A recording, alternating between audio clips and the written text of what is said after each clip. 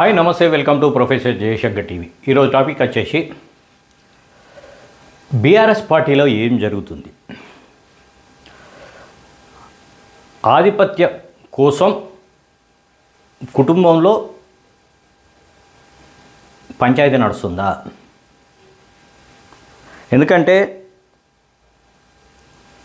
రజతోత్సవ సభలో డైరెక్ట్గానో ఇండైరెక్ట్గానో కేసీఆర్ మెసేజ్ ఇచ్చిండనే చెప్పుకోవాలా.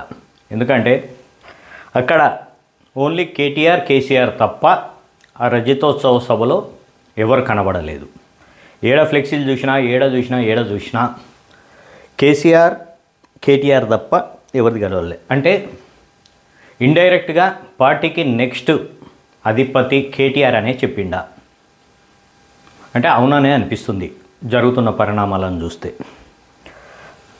అసలు హరీష్ రావు యొక్క ఇన్ఫ్లుయెన్స్ అనేది టోటల్గా తగ్గిపోయిందని చెప్పుకోవాలా. ఎందుకంటే నమస్తే తెలంగాణ న్యూస్ చూస్తే ఎక్కడ కూడా హరీష్ రావు కానీ కవిత కానీ స్టేట్మెంట్స్ కానీ కవితకు సంబంధించిన హరీష్ రావుకు సంబంధించిన వ్యక్తులకు సంబంధించిన న్యూస్ కానీ ఎక్కడ కూడా కనిపించవు. ఎందుకు జరుగుతుంది ఇది అంటే పొమ్మన లేక పొగబెడుతున్నారు అనుకోవాలా. మనం ఇదొకటి అర్థం చేసుకోవాలి. రెండోది, నిన్న హరీష్ రావు గారు ప్రెస్ మీట్ పెట్టి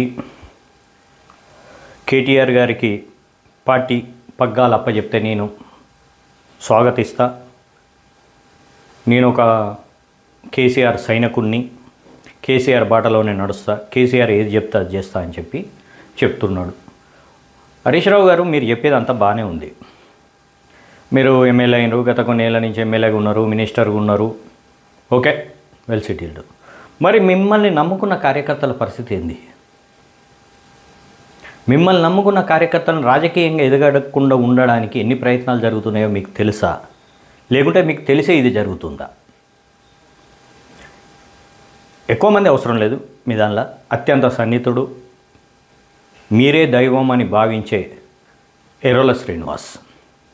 అసలు ఎర్రోల శ్రీనివాస్ అనే వ్యక్తికి రాజకీయ భవిష్యత్తు లేకుండా చేసిండ్రు అనే విషయాన్ని మీరు నమ్ముతారా? ఎందుకంటే అతనికి ఇప్పటివరకు ఒకసారి ఎమ్మెల్యే పదవి ఇవ్వలేదు, ఒక ఎమ్మెల్సీ ఇవ్వలేకపోయినరు, ఒక సముచిత స్థానం అనేది ఇప్పటి వరకు ఎర్రోల శ్రీనివాస్ అనే వ్యక్తికి రాలేదు. ఎందుకు?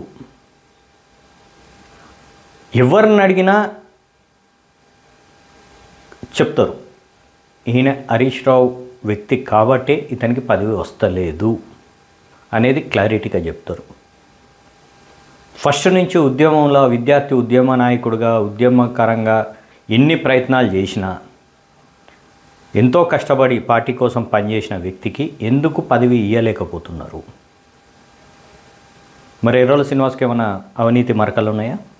ఏమైనా సెటిల్మెంట్లు చేసిండా? ఎక్కడన్నా దౌర్జన్యంగా డబ్బులు వసూలు చేసినట్టు కానీ ఏమన్నా ఉన్నాయా? మరి ఎందుకు ఎర్రోల శ్రీనివాస్ మీద ఇంత కక్ష?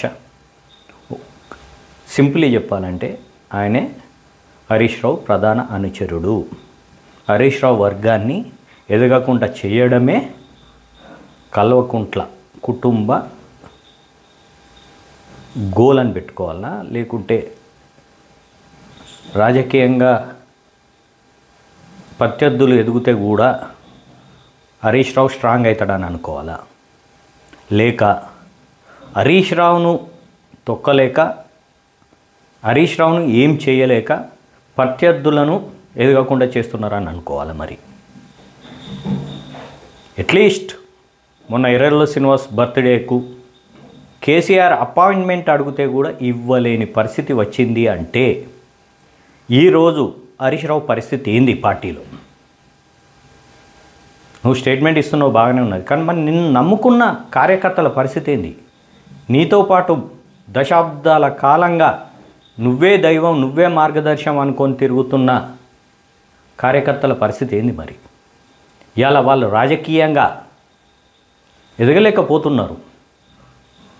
అదే కేటీఆర్ వర్గం కానీ, అదే కవిత వర్గం కానీ, వాళ్ళందరూ ఎమ్మెల్యేలు, ఎంపీలు ఇవాళ వెల్ సెటిల్డ్ అయ్యి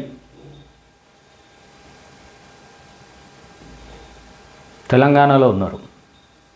ఒక్కొక్కప్పుడు ఏం లేని వ్యక్తులు ఇవాళ బెంజ్ కార్లు, BMW కార్లు, కోట్లు కోట్లు సంపాదించుకున్నారు వాళ్ళ వర్గం. మరి ఇవాళ నీ వర్గం పరిస్థితి ఏంది? ఫైనాన్షియల్గా రోజు తిని ఉండి వెళ్ళిపోతే సరిపోతుందా? వాళ్ళ రాజకీయ భవిష్యత్తు ఏంది మరి? అంటే వాళ్ళ రాజకీయం అవసరం లేదా వాళ్ళకు? వాళ్ళ ఫ్యూచర్ అనేది రాజకీయంగా ఫ్యూచర్ ఏం అవసరం లేదా? నీ ప్రధాన అనుచరుడు నువ్వే దైవం అని తలిచే ఎర్రోల శ్రీనివాస్కు ఇప్పటి వరకు ఒక పదవి ఎందుకు ఇవ్వలేకపోయినావు? ఏమనంటే చైర్మన్ పదవి ఇచ్చాడు, అది ఎందుకు? అది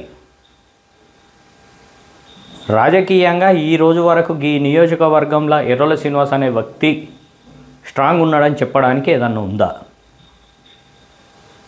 ఆయన ఏ నియోజకవర్గానికి పరిమితం కాకుండా ఎప్పుడైతే విద్యార్థి ఉద్యమంలో తిరిగినట్టు అన్ని జిల్లాలల్లో ఆడ 10 మందిని వేసుకొని తిరిగే పరిస్థితి తెచ్చిండ్రు తప్ప ఒక నియోజకవర్గంలో ఎర్రోల శ్రీనివాస్ అనే వ్యక్తికి బలం వచ్చేటట్టు మీరు చేశారా? ఇప్పటికీ హరీష్ రావు వెనుకనే తిరగడమే తప్ప ప్రత్యేకంగా ఎర్రోల శ్రీనివాస్ కంటూ ఒక సముచిత స్థానం ఏమన్నా ఉందా? మీరు ఓకే ఒక పదవులు అనుభవించుకుంటూ వచ్చారు, రేపు పొద్దుగాల మీరు పార్టీలో ఉన్నా ఉండకపోయినా ఆ పార్టీ నడుస్తుంది. మీరు వేరే పార్టీలో పోయినా మీకున్న సముచిత స్థానం మీకు వస్తుంది. మరి డాక్టర్ ఎర్రోల శ్రీనివాస్ పరిస్థితి ఏంటి? ఆయన రాజకీయ భవిష్యత్తు ఏంటి? ఒక విధంగా చెప్పాలి అని అంటే ఆయన రాజకీయ భవిష్యత్తు అనేది ఒక క్వశ్చన్ మార్క్. ఆయన ఏం చేయాలనేది ఆయనకే అర్థం కాలేని పరిస్థితిలో ఉన్నాడని అనుకుంటున్నాను నేను. పుట్టినరోజు కలవడానికి కూడా పర్మిషన్ ఇవ్వలేనంత పరిస్థితి ఎందుకు వస్తుంది? కాబట్టి నేను హరీష్ రావు గారికి కోరుకునేది ఒకటి, ఇప్పటికైనా నిన్ను నమ్ముకున్న కార్యకర్తల కోసం ఏదో ఒకటి చేస్తారని చెప్పి నేను ఆశిస్తున్నాను. Thank you.